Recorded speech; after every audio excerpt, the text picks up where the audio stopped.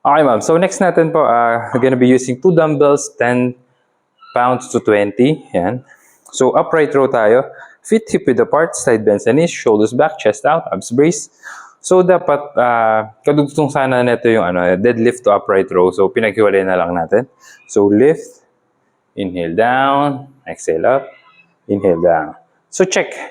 Check yung traps ko ha. Harap na ako. Tingnan mo yung traps natin. Hindi siya tumataas. Okay. So exhale, inhale. Pakita natin yung travel. So yung dulo ng dumbbell, nasa side ng katawan. Exhale, exhale, exhale.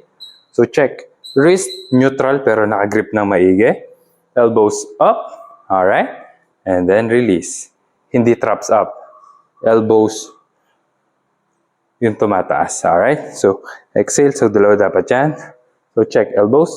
Either level or higher yung elbow. Then release. Okay.